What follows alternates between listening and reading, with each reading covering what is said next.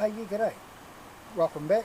We're once again out at Kahuterawa Reserve and trying out some lovely stuff that was sent to me by onewind.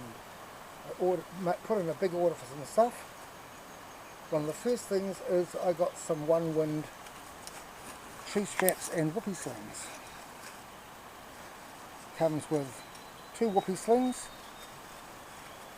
2 Dyneema tree straps and 2 small 12 kilonewton carabiners. So we're going to try these out for the day. First thing, of course, is going to be the tree strap.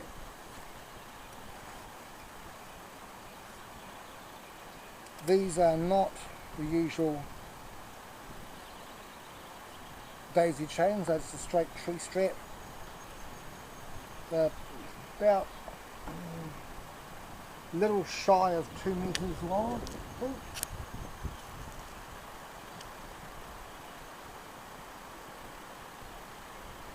Usual thing. Bring them up there. Pass them through.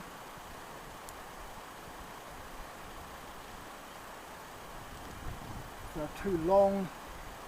Supposed to be able to wrap them around the tree a second time, but these are not long enough to go around the tree twice.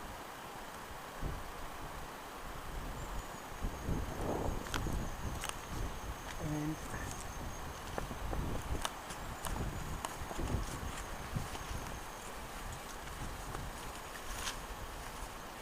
second tree strap.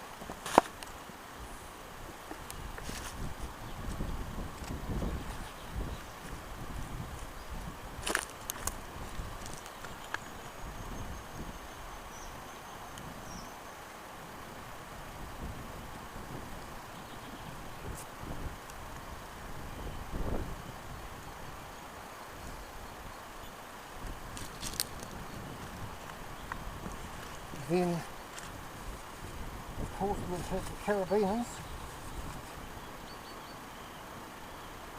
clipped onto there.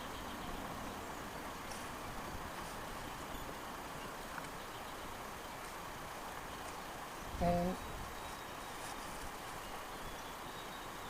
we'll have a whoopee sling.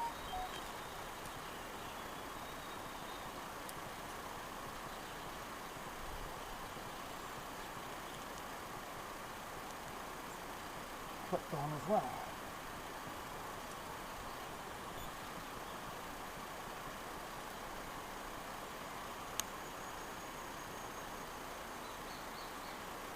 There's our small rope, there's our berry, and there's our tail end, which is quite long.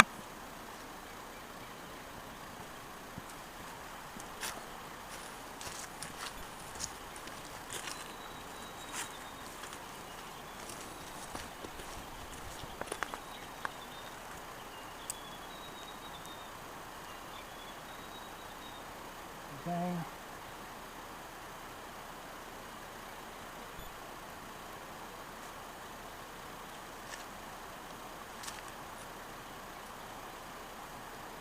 There's our berry, there's our loop. These being so long for the width of the tree, this is why I like having daisy chains, because although daisy chains don't give much adjustment when you're clipping up, daisy chains work quite nicely when you can clip up here somewhere, or here, depending on how wide the tree is. So I might replace these straps with daisy chains at some point, especially since we don't have a lot of adjustment left in here now. So of course the problem is that we have a loop here, and we have this thing which is designed for the onewind straps, which just thread through and tighten up. So what I've brought along is a couple of soft shackles which will act as a joining point between the whoopee sling and the end piece.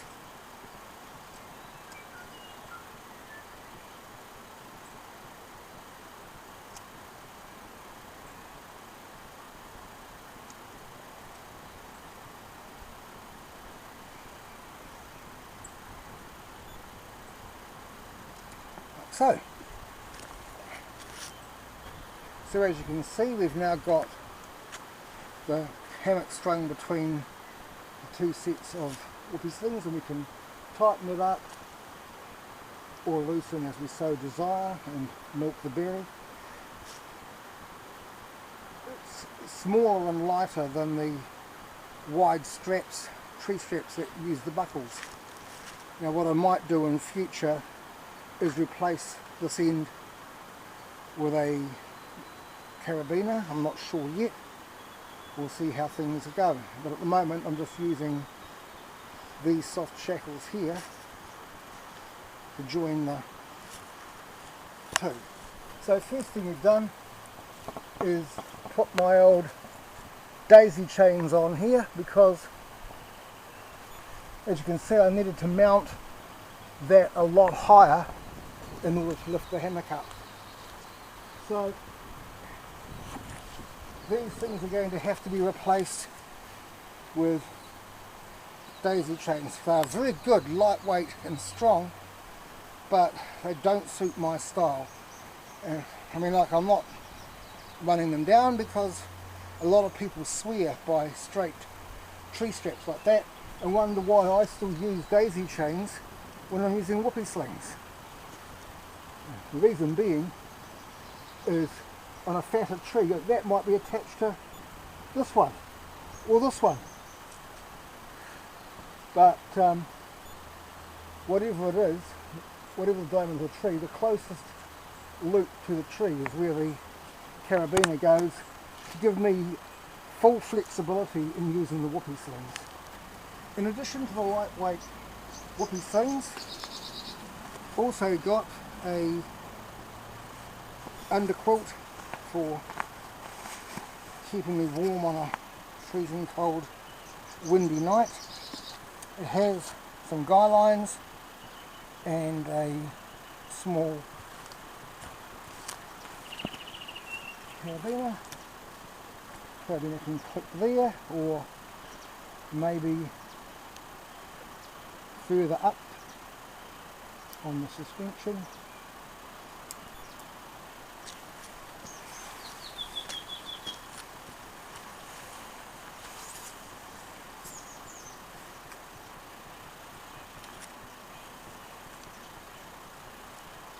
A different colour, which suggests a head and foot end, or at least the ability to designate a head and foot end.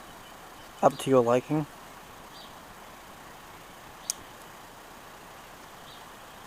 Now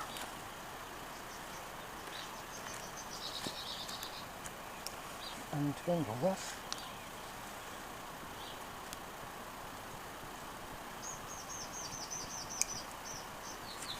And pass this behind the hammock.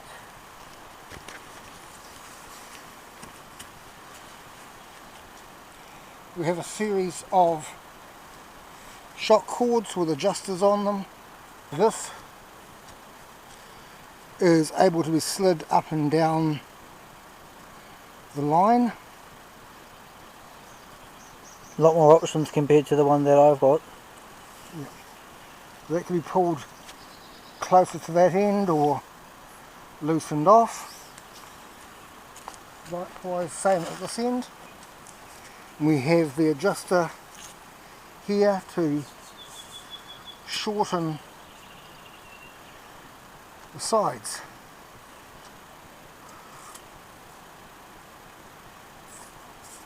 The pulling on this pulls the sides in, letting it loose, extends the sides out. And each of these cords here has the adjuster on it, and this of course tightens that gather on the opposite side. There's another one that tightens that gather. It snugs around the hammock at this end so that cold wind doesn't blow down onto your freckle.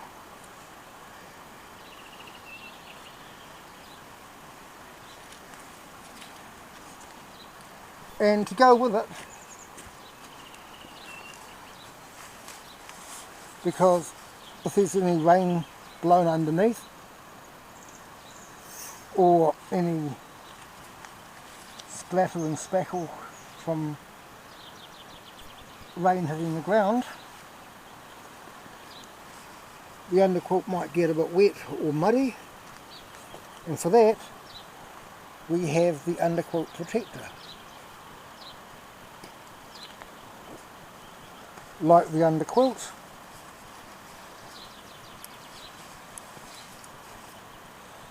it has a whole array of attachment points. Once again, we've got this adjustability on the side to tighten it up, loosen it off. It still seems pretty okay to me.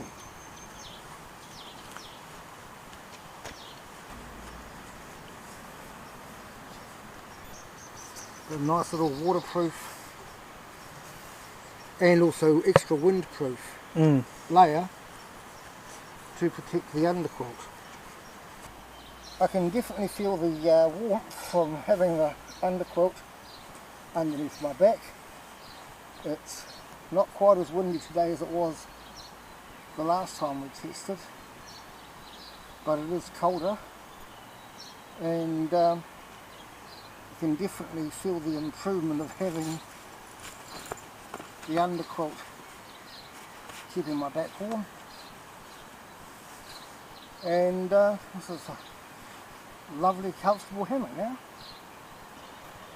This next did not actually come from onewind, it came from DD Hammocks in the UK. It's a 3 by 3 metre, it was a 3.5 by 3.5 metre DD Hammocks tarp.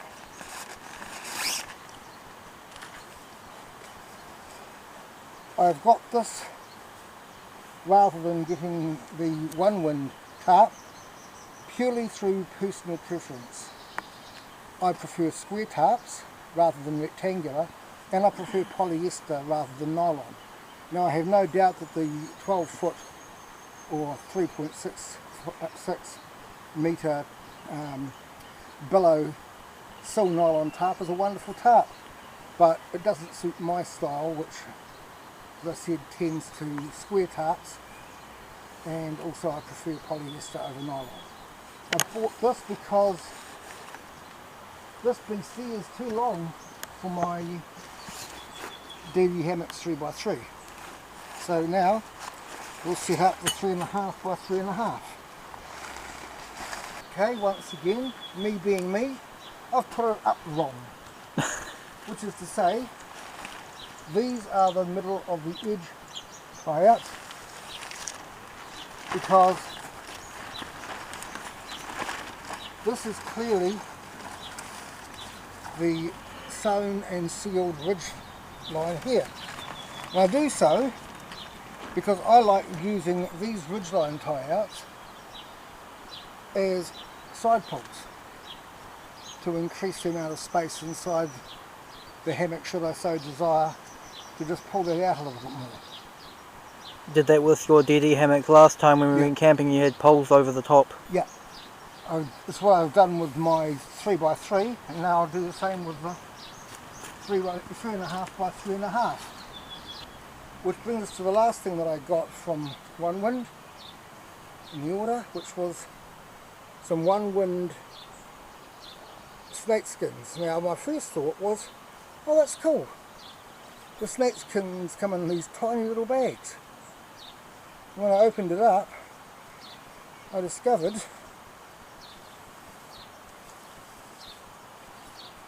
that the bag is actually part of the snake skin. So the snake skin actually collapses down into the last about 10 centimetres or so, with its own little drawstring to make it into a nice tidy little bag like that. And with a bit of new movie magic, which entailed me getting horribly out of breath, we have now got them onto the lines. So we just quickly roll the ends up.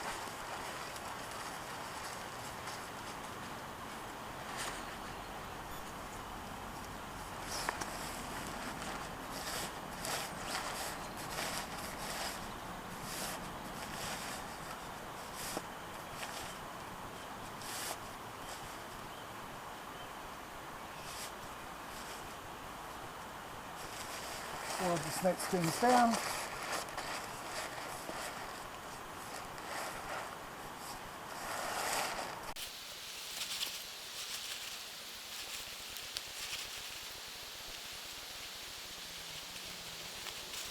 The middle point where I've got the middle one clipped on, so we know we're there. And here's one I prepared earlier. Always wanted to say that.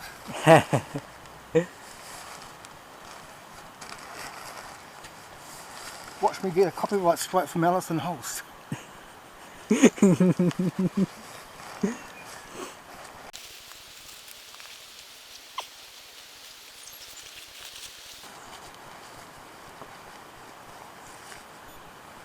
And there we go.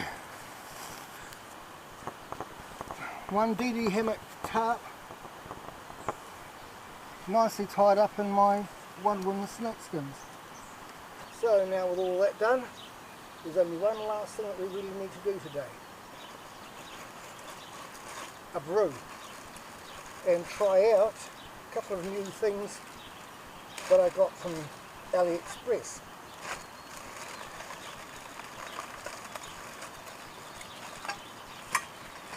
One is a Tangwyn style spirit cooker. It differs from the Tangwyn, slight differences in the dimensions, and it's got this little folding handle on the top of the simmer ring, which does make it easy for putting it out afterwards without burning your fingers on the flames. The other thing, about the size of a deck of cards, or a small cell phone, is a folding windshield. The wind's actually decreased quite a bit, so I don't know how much we're going to see this working today, but both of those arrived recently. Okay, so here's some myths. That's myths, not meth. Sulfur methyl spirits. Yes.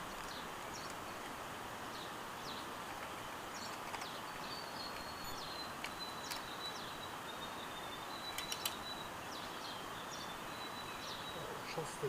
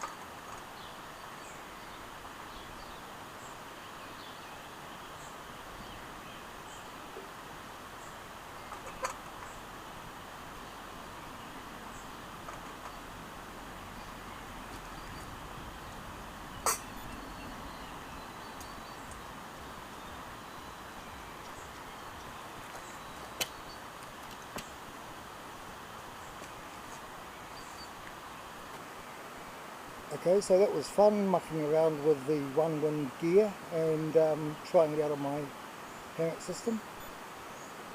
And we'll catch you the next time we're around. See ya. See ya.